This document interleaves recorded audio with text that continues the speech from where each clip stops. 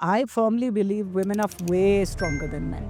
I think that's one of the reasons why women are actually kept two steps behind because otherwise we'd swallow them. On this show, we don't glorify accolades or read out polished corporate bios. We are here to talk about the internal battlefield of leadership, the moments of intense friction that test who you are when nobody else is watching. I mean, you cannot be a corporate or a businesswoman if you are wearing a sari, covering your hair, having children in a family which has like 13 people. Joining me today is Kamna Raj Agarwala. She is a heavyweight in a traditionally male dominated industry, running an export empire at GDPA Fasteners, serving on massive corporate boards, and advocating for grassroots skilling.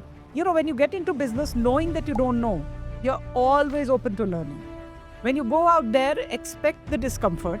What you discover thereafter is permanent. But today, we are stripping away the corporate armor. We are looking at a journey that started when she was just a malleable teenager, navigating the brutal realities of the industrial sector and how she managed to scale an empire without losing her sensitivity, her ethics, or her softness. I was married at 16. I had a baby at 16 years, 9 months. I haven't seen sustainable businesses where ethics were not there. We are in a different world and we need realization. It's not how we were children to our parents. We were completely different, and that expectation is out of the window.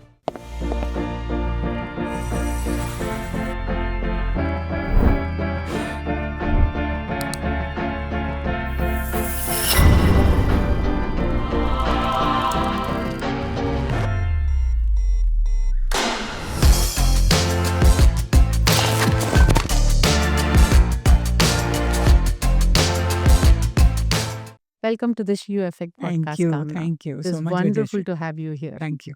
Kamna, there's a lot of stories I now know about you. You started at the age of 16 and coming into business. Even now, you've recently started an NGO. You've not stopped. I think you're unstoppable. And it's wonderful to be associated with a person like you, learn your journey, be with you, learn from your learnings and wisdom. It's been an absolute pleasure. The amount of time I have spent with you. You started at the age of 16 into a manufacturing export business, hardcore business at the age of 16 where you were malleable, and you also made a statement that that malleability also helped you handle some idiosyncrasies with gait. My question to you is, did that the youthful malleability protect you from becoming hard and bitter, or did the industry prep you up and and hardened you a little earlier in a good way? So, hi, Vijayashri. Thank you. Thank you for having me here. I think all of us really have a purpose of, bringing women into the fore and empowering them. And I think we all have our unique stories, and each one is in a certain way aligned to what everybody goes through. So, I think this is really a great thing that we have out here. To answer your question, yes, 16. I was married at 16. I had a baby at 16 years, 9 months. And I was married into a really hardcore, structured Marwari family where you only wore saris, you had to cover your head, you weren't allowed out of the house. But I wasn't brought up that way. I was brought up my father was with the United Nations, he was an educationist. We got sterling education till 16. So we went to really good schools. One thing I must say that good schools give you a great foundation, Yes. especially in India, for whatever, there are a million controversies, but I think our foundational knowledge is great.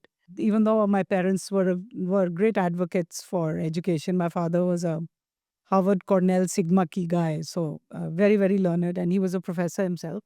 The pressure for parents to get the girls married, I think it's a societal pressure, pushes girls out of the house whether they like it or not. So I had a big dream of being an advertiser. I can write limerick, I can draw, I can paint. So I just, as a kid, 13, 14, 15, 16, I'd already in my head imagined I'm going to be an advertiser. But life has its own ways, and my parents got me married off at 16. A lot of pressure from my father because he'd had a heart attack, and in Marwadi families, there's a lot of thing about dowry and stuff. So there's that pressure that mom's not going to be able to handle it, and so So I was packed off into a joint family where there was father-in-law, mother-in-law, grandfather-in-law, grandmother-in-law, 100 aunts, and everybody lived together. It was disaster in the happening. I wasn't allowed to speak. I can't Uh, imagine that you yeah, weren't so allowed to you, speak. and then you produce the first great grandson. So that's another story because the pressure builds up that you're supposed to be a very good mom and you're supposed to do nothing else. Yeah. And so that was how my career as a married woman started. I always had a dream, and it was a very peculiar dream. And that's why I always tell all the girls that don't stop dreaming, because having got the worst cards ever. I mean, you cannot be a corporate or a businesswoman if you are wearing a sari, covering your hair, having children in a family which has like 13 people, and family politics is another thing. Father-in-law, grandfather-in-law doesn't like mother-in-law, mother-in-law doesn't like grandmother-in-law, and you're trying to be the peacemaker. It has its advantages and disadvantages.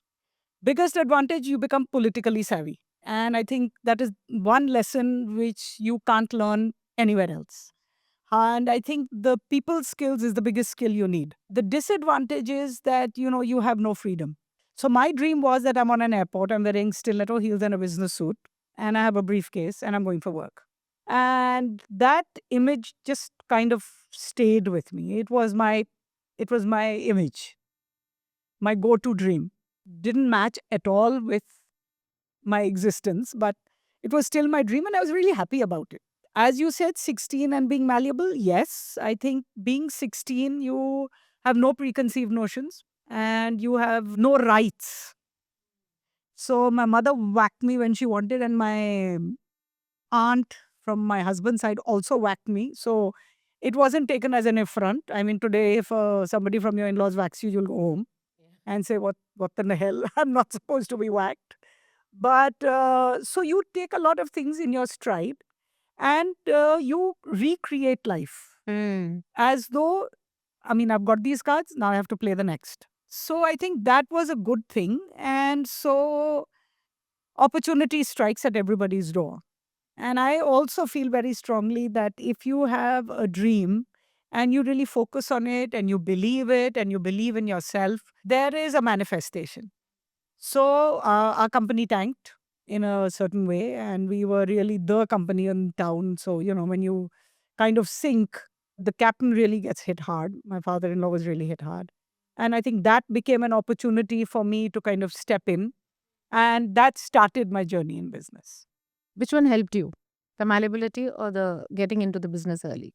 So the malleability came because I entered the business early. Yeah, and that sort of helped you. Yeah, because when I entered, I mean, I was a school pass.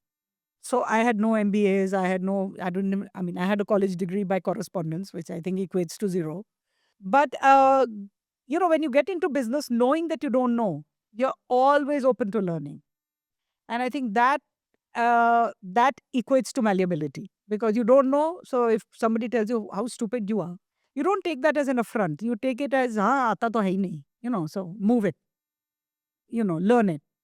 So I think that your level of receptibility and malleability comes because you start early and have no education. I think both worked really well for me. And having put so many years of effort in building the business and playing a important role in that business, somewhere you chose not to retire, not to enjoy the rewards of what you have worked hard for, and you started an NGO at the age of 68. No, no, I started it 9 years ago. So at the age of 60. Yeah. What was that? Where was that fire coming from and the passion to do that? So I think I don't know. That's a trick question.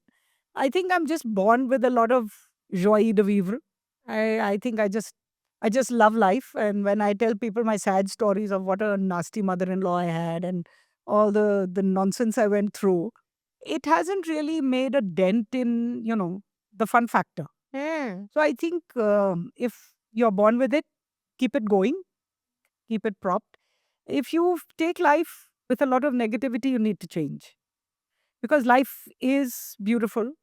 I think all our challenges are learning experiences. So when I got into business, I hadn't a clue. So since we were in a downtrod and they needed somebody with good math skills, I just added up all their ledgers. I just said, okay, I'm available, call me. So I wasn't treated very well. So again, I feel uh, don't expect a comfy zone. You know, when you go out there, expect the discomfort. Discomfort is short lived. What you discover thereafter is permanent. So, that's a big Beautifully. learning. Yeah, that's a That's very big beautifully learning for me. said. So I just hung in there. I used to do all that crappy work. I had an office 3 feet by 3 feet where you could hardly breathe, no window. But that is what I was allowed. And I was very proud to sit there. So yeah, if you go attack your work with a certain amount of pride, I think that happiness and that wow factor kind of stays. And then you keep learning. One to another, we started, and I helped the company get out of red because in the 80s, exports was tax free. And the company had tanked. We owed everybody. The workers had sued us, and we were really in a bad way. So I had applied for this CBI program in Holland for getting these underdeveloped countries, so called, into selling to Europe. So I just applied for it, and they called us, and I hadn't a clue what we did. I was only adding numbers. So I went to my father-in-law and I told him, look, we've got this fantastic opportunity. You go, and you will be able to see how we can export, and if we export, we'll have to pay no tax. So he said, no, I'm just so overwhelmed with just there were court cases, and I think Yeah. he just lost his steam because he was somebody who was revered, in the city as the icon of business, and suddenly everybody was pointing fingers and saying, I mean, what an idiot he is. That happens. Yeah. People write you on and write you off very quickly. And then I went to my husband. My husband wasn't up to it at all. So I said, fine, can I go? And they said, okay, you want to go, you go. So I said, fine, I'll go. So then I just went into the factory, kind of understood what we did. Like I said, I have very good creative skills. I wanted to be an advertiser, so I made a brochure. I called somebody, I said, take some pictures, I'll do the writing, and I printed a brochure for ourselves, which happened to be the best brochure when I went for the program. They thought we were a really very smart, structured, professional company, if only they knew. Okay. So the CBI program landed in our laps. We got approved. I picked up a bag and just went. Again, I think because you don't know much, you're always okay to learn. So there was a 14-day learning program. Everybody was an MBA. And I was the only uneducated of sorts. But that experience was, I think, a game changer for me because I realized that I was smarter than all the MBAs. I asked all the better questions. I was much more clued in. I was much more hungry to learn. You become very complacent if you're an MBA. You think, yeah, I've done it, I've seen it all. What are these guys going to teach me? So I think I was so much more anchored. I said, oh gosh, does this also happen? I would make my notes very diligently. Everybody would be just sitting. And so I think that kind of gave me a very strong push for accepting that I'm as good as anybody. And then we came back with export orders, and then we just started from. And then you pivoted the business. Yeah. And then we got a 5 lakh order after I came back. I visited every company that had come to the Cologne, Eisenhower Messe. I was, I think, in Europe for 2 months because I had a 2 month, for a 45-day Urel pass. I used it till the 45th day. I visited everybody because it was free. Yeah. So everything that was free, I used full time because we didn't have any money. And I think by the 30th day, the guys I went to meet, they said, "Oh, so you've come back to see us?" I said, "No, I never went back." They said, "How does your company afford you? I mean, to have you in Europe for 30 days?" I said, "I don't know how they afford me, but I haven't gone back." So after that, we just grew and we just stumbled into good times because I think we started with exports. The government kind of stepped back, banks kind of started to support us. And of course, because I had visited each one, nobody else did that. So, a certain amount of credibility happened.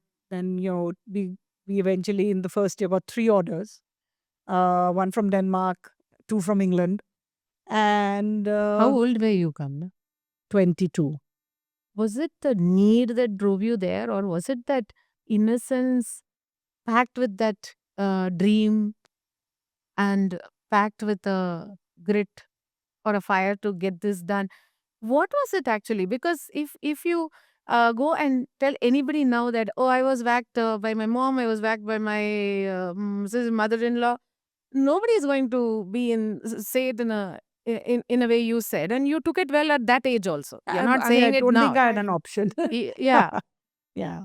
right. And then getting into the business and seeing the laws, or what the difficulty, and saying that sitting in that discomfort is temporary, but the learning from after that is permanent and larger, right?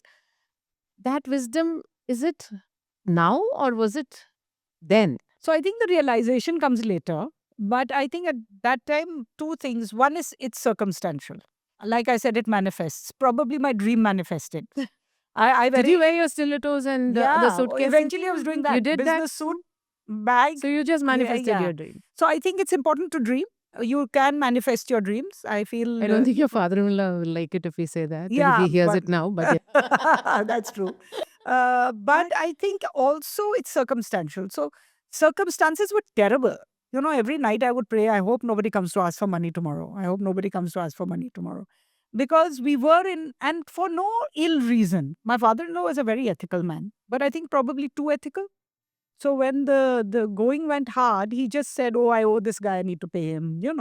But you can only do that to a point. You need your business sensibilities, which probably he didn't see or he didn't predict because he had never been through such a bad time. And I So also think the business needed a change and a pivot at yeah, that point of yeah. time for which he was not ready. And I think your He was young he mind was was I think they were both the opened men it were up. Yeah. depressed. And I think they just needed somebody who said, "Chalo koi nahi, let's move it." And I think again, if you are young, you have a lot of that move it energy, Yes. which I couldn't care less. Like my mother's first comment when I told her I'm going abroad was, "Tera to first station pe passport gum jayega." Mm. Because I was just that gung ho, happy go lucky, couldn't care less, always a mess child. Unlike my sister, who was always very proper. So, the impression was, oh, she's not going to be able to do anything. But I think what stood by me was the gung ho Ah. and the carelessness and the taking things as they are and not being structured. Because if you're too structured, you will not think laterally. So instead of calling it innocence, I like it you're saying that taking things as they are. Yeah, Because we also say, na, a little bit of innocence helps in the way, totally. right? Totally. I think I like the way you're framing that innocence into taking things as they are with a Absolutely. little bit of I mean, a maturity. nasty mother in law, fine, she's a part of the package. No money, okay, fine, that's also a part of Part the of the package. package. Husband doesn't want to get out and do things differently, fine, that's also a part of the package. Now what? Yeah. So now let's just Now that move. sets me thinking. Women traditionally, right? Women traditionally. I come from a zone of business, industrialists and businesses, which is Tirupur belt, the Polachi belt. And women traditionally have always been the force behind the men and the businesses. Standing there supporting that. If something goes wrong, they immediately give their jewels and they immediately come in. They bring in their family, they bring in all the resources together and say, come on, let's do it. You can do it. And, they pump the men. Now, some women are coming to the forefront and running businesses, which is very nice to see. But from early on, women have been the force behind the scene. Was that also one attribute of a woman that played in your role? So I firmly believe women are way stronger than men. I think that's one of the reasons why women are actually kept two steps behind because otherwise we'd swallow them. So and it's not being said in a derogatory way. Women are Shakti. Women have the babies. If my husband had to have a baby, he'd collapse. He can't take an injection. So I think women are inherently stronger.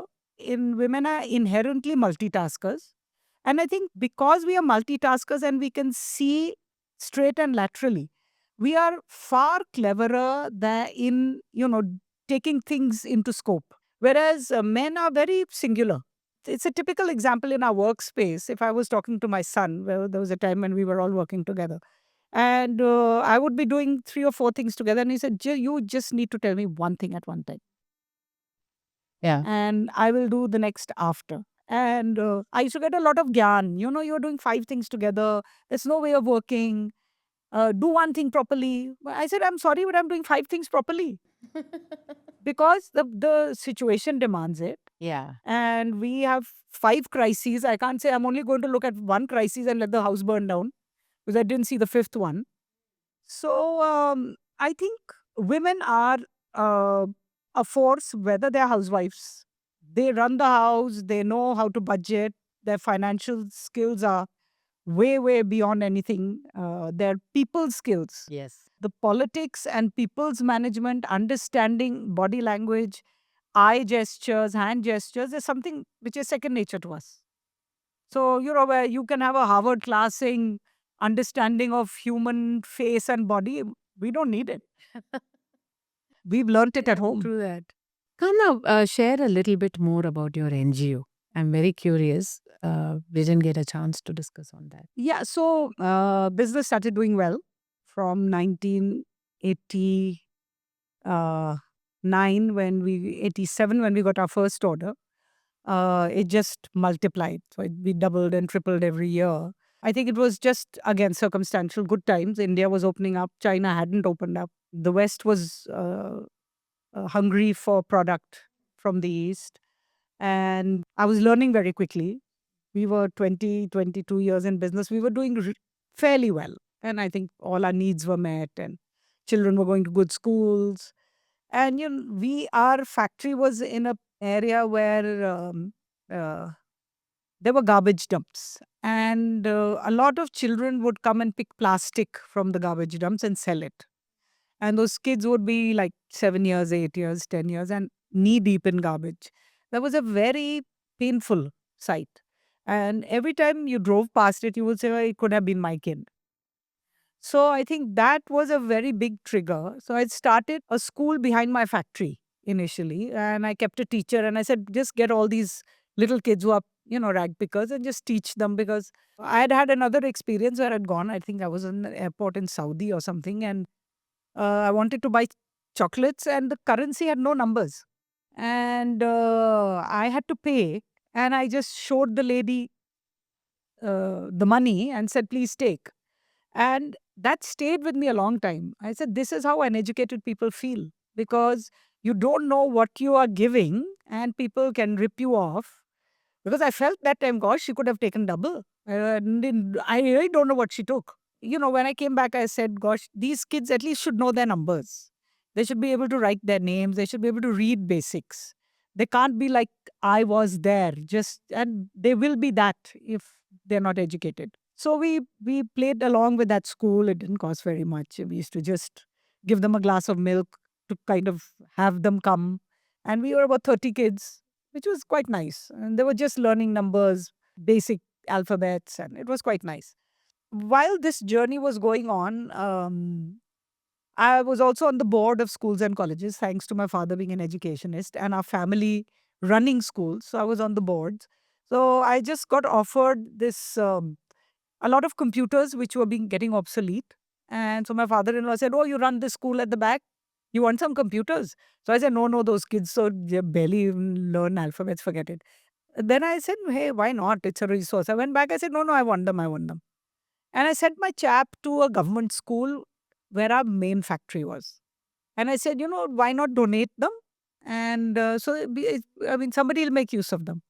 And he said, gosh, forget the computers. The kids are sitting on cold floor. And Jalandhar is like sub-zero -2 in winter. And all the kids were sick because there was no furniture. And they were sitting on the floor and cold floor. So what are they going to do with computers? They don't have basics. So that started the Edumas journey. I got broken furniture from these fancy schools. I furnished 4 schools for cost of next to nothing. In the factory, I got some sunmica and glue and said, "Ye sab theek kar do." Okay. And 4 schools got furnished. So I said, gosh, this doesn't really take much. And so then we anchored with one of the government schools, and I put those computers in those schools. And then we kind of decided, that we were giving them nutrition. We spoke to the mothers. The mothers, a lot of them had lots of problems, basic depression, backaches, typical diseases women who don't look after themselves have. So there was some multitude of problems. We had the children tested. Their eyes were really, some of them needed glasses. And So it was a big task, but then we sat and we kind of, I had two kids from Stanford who were kids who had helped with their essays. So I had this gang of kids who worked with me, who were my buddies actually. Okay. If you live in Jalandhar and you're like, you stick out like a sore thumb if you're a working woman, because you don't have that many. So I didn't have any friends. So I used to hang out with these kids basically because they believe we had something in common.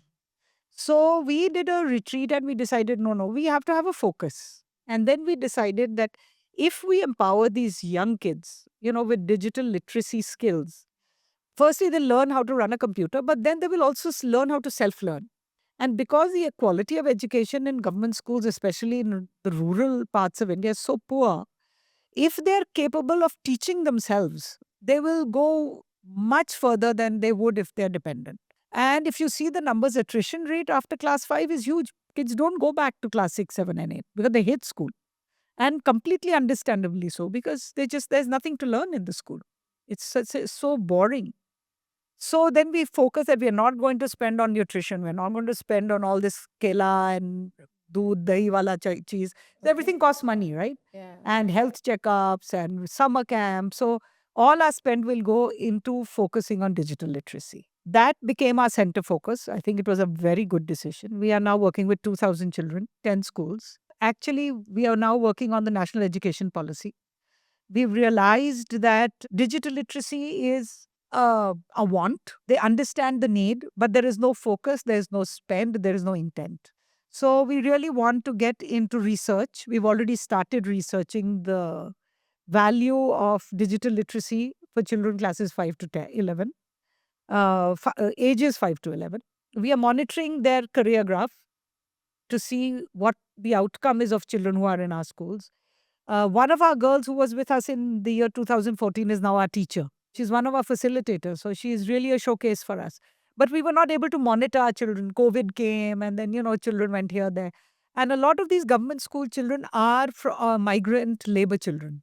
So to keep a track of them is also a bit of a job. But now we are very focused. We are measuring outcomes. We are seeing how we are creating a big impact on what they call 21st century skills, confidence building, collaboration, intuition, innovation. All these factors are getting triggered. So we are measuring them. And I think these are the needs of the 21st century after this disruption of AI. Structured businesses, structured work environments are all gone. So if you are able to teach a child to innovate, to learn by himself, to create, to collaborate, then I think you're really empowering him to create a career for Yeah, that's himself. very powerful. Yes, true. And do you get that sort of a support from the children's parents and family? And because in Jalandhar, I've heard that even if you run an NGO, the system doesn't run for long, and the parents are not very supportive. I think the parents are not an impediment for us. Well, not when it No, comes to because children. yeah, Yeah. because they are happy that their children are learning computers, and computers is like a buzzword. एक अच्छी चीज है.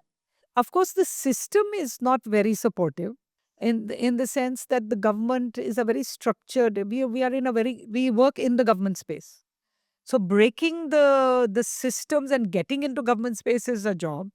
Luckily for us, the deputy commissioners who've come, they're all, intelligent people and they've really liked what we do. So they've given us like a carte blanche. You can go into government schools and work if you want. So we have that authorization. But, the teachers, they don't want to support. So initially when we started, we had hoped that the school would help, but the school didn't. So we had to then hire our own teachers. Well, of course, we created our own curriculum. So now we are very structured. We have our own facilitators in every school. We have our own training program for those facilitators. So, in effect, we empower a girl from every village who becomes our teacher. And she becomes like the star of the village because, everybody says computer madam. So she feels very good. And we have a structured curriculum now.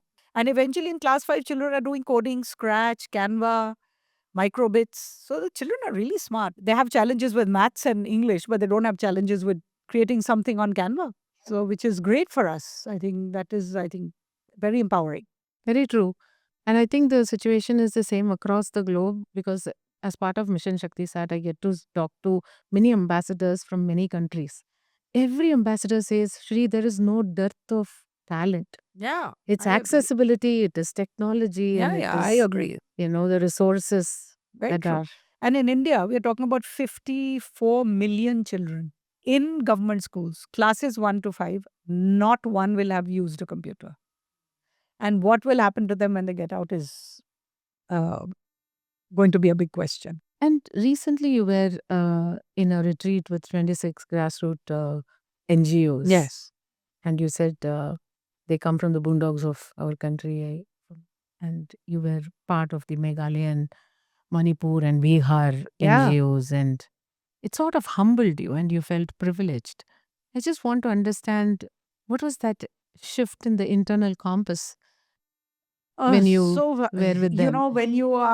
When you meet people who are in such challenging circumstances and they're still driven to bring about change, it's very humbling. It makes you feel more pressured about the privileges you have and what more you can do. So we were earlier with the Teach for India Innovated program, where we were working with 8 NGOs doing fabulous work, from sexual awareness in children to women, girls bringing about menstrual awareness in villages in Bihar. The programs were fabulous. And you just feel that it's people like these who really make the world go round because they really care. I mean, they could all be corporate leaders. They are people with great acumen, but they still prefer to do this work, live the most, sort of humble life, and feel the joy of living through contributing. So I think that's a big lesson you learn. You need to be with people around like this. To And it's been ground us, same, right? yeah. It's Yeah. been the same Keep us in this grounded. Atma program that we are in now. Hmm. We were 26 NGOs, girls from Manipur who are working on livelihoods because there are no livelihoods in that area, and people from Bihar, from the villages. Again, phenomenal people. I mean, if I had to create a mentor for myself, I would probably choose a couple of these people. Women, as such, are always thought as we are more ethical than men. When we women run businesses, there are a lot of licensing, procurement. In these spaces, there are a lot of unsaid rules, right? Me, for example, when I came in first into the business from a corporate world to a business, I took some time to understand that, oh, okay, this needs to be done. And these people are not going to talk to me. They feel that if it is a little bit under the table transaction or anything that needs to be done with favors, they don't want to ask a woman, right? So we are perceived that, oh, women are more ethical than men. And also in a recent entrepreneur meetup with women, this conversation came up saying that how do we break this and how do we know this? If I'm a first time entrepreneur, how do I understand and navigate that space without coming across that, oh, I'm a woman, I need a man to come and deal this for me? You started so early, and I'm sure you would have seen all this much more than us. What would be that advice or tip that you will have for all the women entrepreneurs out there? Stronghold of any business is ethics. And people who run unethical businesses, they may make a lot of money and, have these windfalls. But I haven't seen sustainable businesses where ethics were not there. Mm. So you have to be ethical. I think ethics have stood by me. My father was an extremely ethical man. So was my father-in-law. And so we just learned that you can't lie or cheat or misbehave or steal. So being ethical is not, I think, an anti business sentiment, Not at all. firstly. So, for example, just let me give you an example. If everybody procures, right? Now, we had a typical type of a scenario where we would only pay people when they asked for it. When I had just entered business and were in that really bad patch, we used to supply to sugar mills and they just refused to pay us. And as it is, we were struggling. We were desperate for every penny and they wouldn't pay. And then I would just go to the sugar mill. tell my husband I'm going to get the payment. And I would just sit there for 5 hours, 6 hours waiting. And then for a big payment, they would pay some 1/5 of it, and they would find it really funny that a woman had come. So I thought it was extremely unethical. And so the first system I made when I really kind of had the ropes and I could call the cards was that we are going to have a fixed payment day for every vendor. And if somebody doesn't ask, doesn't mean he gets paid after 6 months. He must be paid 45 days, 30 days, and he should be told. Now, that was an ethical practice. A lot of people thought I was really stupid. Jo paise मांग नहीं रहा, usko, why are you paying him? You can pay him later. But I said, are we challenged for money? We're not. We're supposed to pay because we've got our payments. And why don't we pay? So this is ethic. Feeling for your vendor is an ethic. Hmm. And how it really paid back to us whenever we went through a rough patch, and when that drop happened in the States, the crises, suddenly our books went into the red because prices went up, the currency went down, and we are in exports. Suddenly my father-in-law told me that we're not making any money, and if we keep on like this, we won't have any business. So I just picked up my bag, went to my customers, and I told them, I said, look, we are going through this really bad patch. You guys are. But if you don't do something about prices, you won't have a supplier. Each one of them either increased the prices or said, okay, sorry, we are in a contract. This contract runs out in August.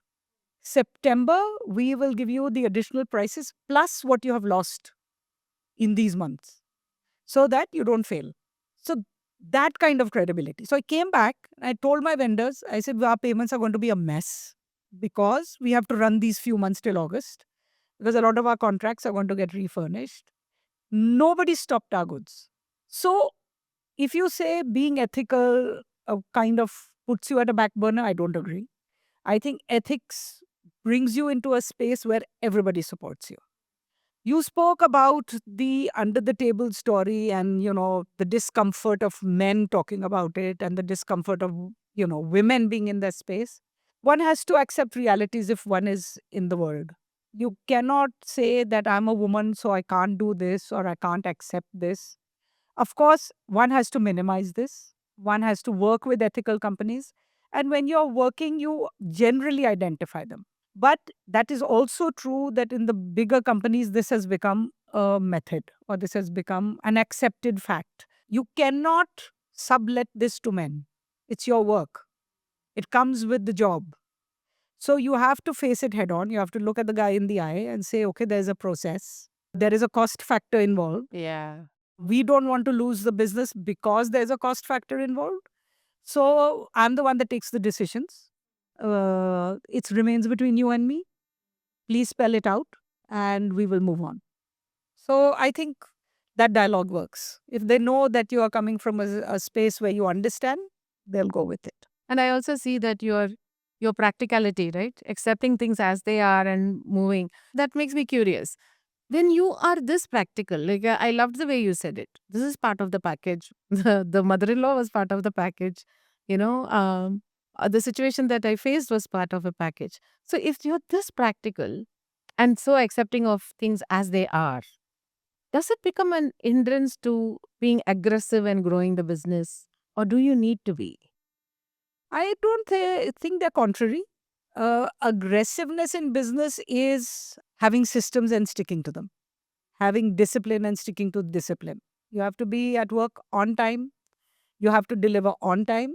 There have been times I have spent 36 hours in the factory to complete a contract because I have to sit in the factory to ensure that everybody works.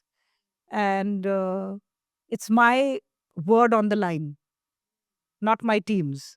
So they're going to say, ma'am, we worked 12 hours, we're tired now, but I'm sorry, we don't have that luxury. So I'm sitting, I'm working with you, I'll help you with the testing. I am not going home, so neither are you. So I don't think being aggressive, and this is being aggressive because you don't Yes. let people go home. Yeah. But of course, you order food, you sit with them, you eat with them, you are humane. If somebody is getting too tired, you tell them, okay, you get 2 hours, just go rest. You're looking tired, it's fine. But you still have to get the job done. So that's aggression. If my QC guy slips up, he can't. That's aggression. You have to pull him up. But you have to reinvent every hour when you're in business. You cannot be constricted by the rights and the wrongs because there is no right and wrong. Things just fall correctly and incorrectly all the time. So I think this quality of being able to reinvent, being practical enough to look at things as they are and move on, is something that a good leader has to have. So be practical, accept things as they are. And I'm going to connect to the first statement you made. This is the deck, this is the cards I have in my hand. And then now what is the game I play? Exactly. And then you strategize it. Right? Exactly. That's so Exactly. beautiful. Being in a family business, right? And working with your own father-in-law, your husband, how do you manage the family dynamics in the business? It's a very tough job. I wouldn't sort of wish it on everybody. It's a tough job. It has its goods in the sense that once you create your space, decision making is very quick. I've just seen success in businesses happen when decisions happen quickly. A good decision or a bad decision, but a decision. You take a good decision, you tumble forwards. You take a bad decision, you tumble 2 steps backward, but then you reinvent very quickly and fix it. So you move on again. No decision is a really bad space. So a lot of times people said, you've been very lucky because you were very quick in deciding. You want to buy a machine? Okay. What's the cost? We need it tomorrow. Okay, get it tomorrow. Then you go to the fund guy, you go to the father-in-law, I need this much money. Why? Because I've got this big order. Okay. And so how much is it going to cost? It's going to cost like 10 lakhs, but I think if we get 5 orders, we'll make 10 lakhs. So he was very good with numbers. Oh, buy it, buy it. Okay, fine. So that's a really quick decision. So that helps you anchor those 5 container orders, right? That dynamics works well. Works. The problems come when, when you have ego dynamics in decision making in spaces. So for example, in the HR space, we were at loggerheads. In the stock space, we were at loggerheads. I would insist that get rid of stocks quickly. And they would want to hold on to it. अच्छा stock है, बिक जाएगा, scrap कर दोगे तो पैसे आएंगे नहीं, that kind of thing. So you have to have a very, very big digestion. Yeah. As a woman, you have to be prepared to take a lot of crap. By crap, I mean patience and the tolerance to wait. You have to wait. You can't push your weight around everywhere. So, I would So you're grumble. saying strategize your move? No, patience. Patience. Father-in-law says no, it won't happen. So what do? You can't make it happen. So you just have to wait. I want to get something funded and he says no. Or I want to build big stock and he says no. So it's a no. So, but I have to just work. As I said, I'm practical. I'll work around it. I think your practicality has helped you a Yeah, lot. yeah. So I will work, but you'll mumble, you'll grumble, you'll scream, you maybe cry in the bathroom. But that's fine. That comes with the role. Well, you have to be mentally prepared for that. But yes, you will have ego issues. You will. In my case, the ego issue was not that I'm a woman driver. The ego issue was more in decision making. How Which much of it got carried home? So we had a rule that work stays at work and home stays home. And we Okay. really followed that to Oh, the you letter. did? Yeah, Okay. yeah. We really followed that to the letter. That's commendable because Yeah, it's yeah. very tough. It's very tough. Very It's very tough. tough. And especially if you come back after a big fight in office and a really Yeah. black, How do shitty you mood. be normal at Yeah, home? then you have to switch off and say, okay, now that mood is over. This mood starts. Sometimes you can't do it. So I'd go to a friend's house and say, gosh, I'm really in a bad mood today. I need a breather, and hang out with them for a bit, cool down. So I have really good friends who were supportive. And then I would come home. And yeah. So, we were 3 generations. So son would have issues. Father-in-law would have issues with son. Father-in-law would have issues with grandson. And I was in the center of it. So I would have to actually take the flack of everybody. Nobody wants to directly call anybody bad. So it's very nice to root it through the wife or the mother. actually had 1 or 2 showdowns with my father-in-law, and I said, "I didn't produce your son. You produced him. So can you please deal with the problem and not give it to me?" And I would say it in the nicest possible way because you didn't answer back. Okay. We belong to the generation where we only say yes, daddy, no, daddy. So I would say, daddy, but that's not my fault. That's your son. It's maybe my husband, but it's your son. Okay. So please, aap baat kar lo, you know. So these family issues, mechanics, societal pressures, family pressures will be there. Yeah. I would be foolish in saying they won't. But if you are passionate about what you do, you have to deal with it. 16 to 68, Kamna. What nuggets of wisdom would you like to share with the audience? I think the first one and the most important one is discover yourself Mm. and look at yourself from a lens of power, confidence, and doability. I actually learned to do that very late in life. And I feel that was to my detriment. We generally look at ourselves as poor souls. कोई करने नहीं देता. देखो मेरी शादी ऐसी हो गई. मेरी family ऐसी है. When you look at yourself from a negative lens, what do you convey to the person in front of you? That you are in some which way not complete, not confident, not great. But if you look at yourself from a lens that, gosh, I've got 2 kids, I am getting into this business, I'm good with numbers. I mean, I didn't have an education, so the only thing I knew good about myself was that I was very good with numbers. So by telling yourself all the good things about yourself, which should be quantified every day, you need to look at yourself in the mirror and say, "Gosh, I'm a powerhouse." Then, when you get out into the world, your stance, your approach to yourself, the way you look at somebody changes, and then people will look at you as a powerhouse. And if people don't recognize your worth, you don't recognize your worth in the first place, then you can't expect people to recognize your worth.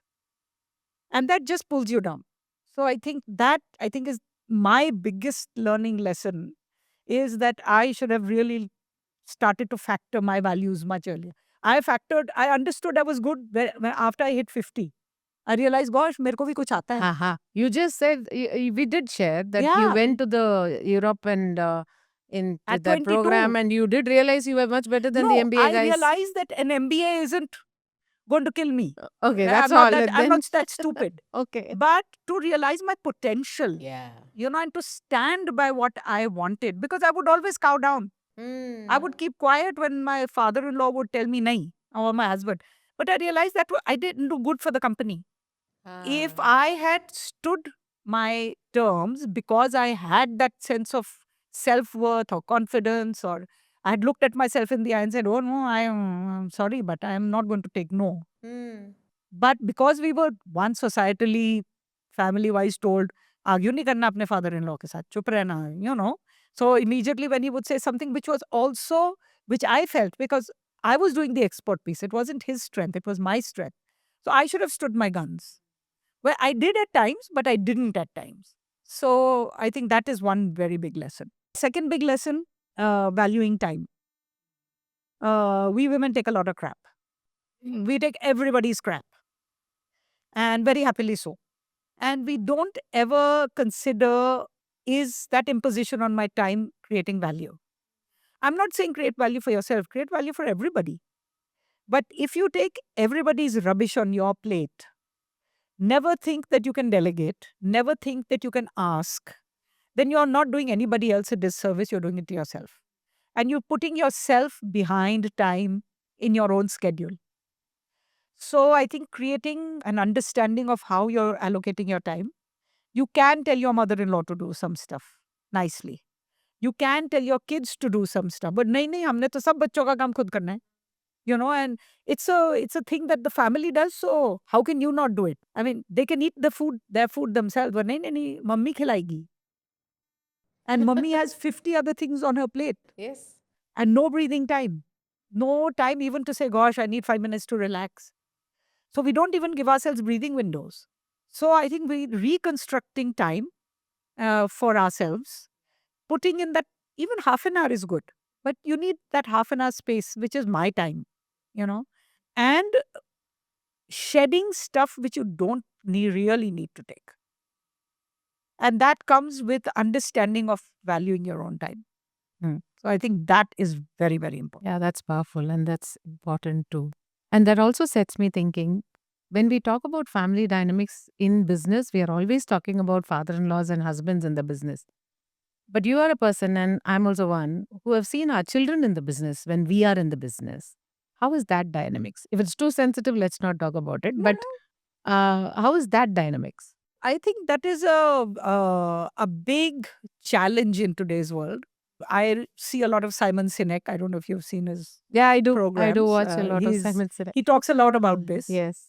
We are in a different world, and we need realization. It's not how we were children to our parents. We were completely different, and that expectation is out of the window completely. Don't even think of it. Our children have been born in a world of haves. We struggled. Uh, so if children don't see struggle, I think it's a lack of opportunity for them. I don't think we've done them a favor. I think every young person should go through challenges of all types. And I don't think our children are seeing that. Secondly, I think they are, because I think it's a social thing, they are way, way, way entitled. And they are way, way, way more into themselves. Probably social media does it. I don't know, maybe we've done it as parents. But they are way more entitled. They think about themselves before they think about others. Whereas we have been trained to think about others before we think about ourselves. And for us to change that is very difficult.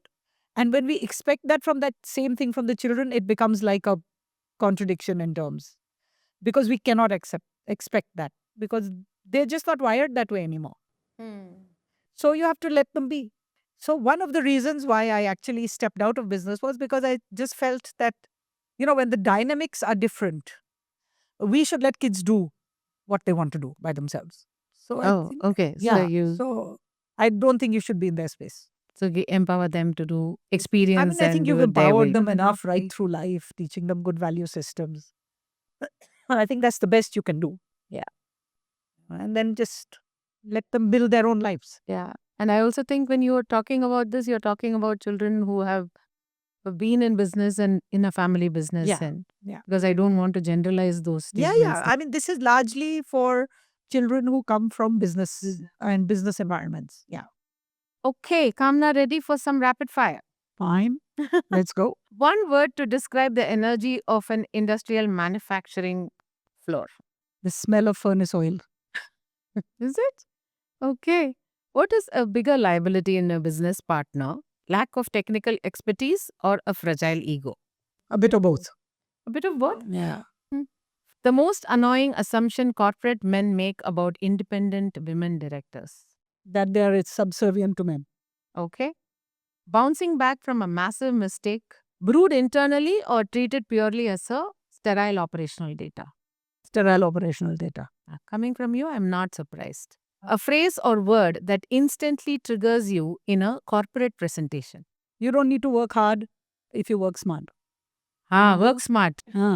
It irritates me no end. I don't think you can not work hard. You need to work smart, but there's no second to hard work. Hard work, right? Okay. I'm sure there will be many who agree with you. True or false? Business competition is actually the fastest way to make your own company perform better. Agreed. When a financial person ignores your presence and wants to talk to the man in the room, your immediate thought would be To keep quiet. thought. My thought would be I will only talk when I make a dent. So if they want to ignore me, that's their problem. The ultimate luxury after a long, intense brainstorming week. Jumping into the swimming pool. Okay. Complete this sentence. A corporate leader who refuses to decentralize their ego is just a. A pain in the backside. Okay.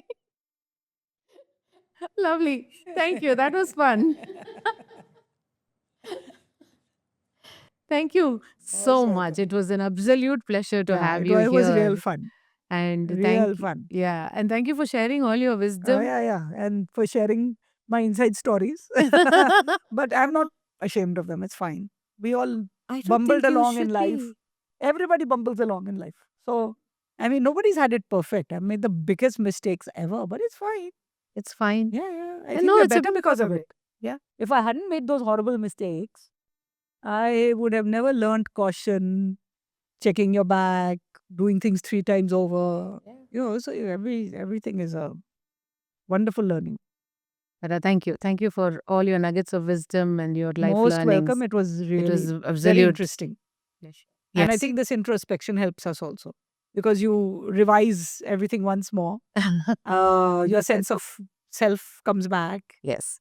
especially being in the social space. Sometimes you feel very overwhelmed. So it's good to be, sort of pulled back and say, hey, everything is fine. Yeah. Thank you. Yeah. Thank you so Thank much. you. Thank you.